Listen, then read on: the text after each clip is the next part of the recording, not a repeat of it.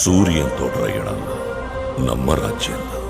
ஆனா ஒரு அரசனோட ஆட்சி காலம் அந்த சூரியன் மாதிரியே உதிக்கும் மறையும்.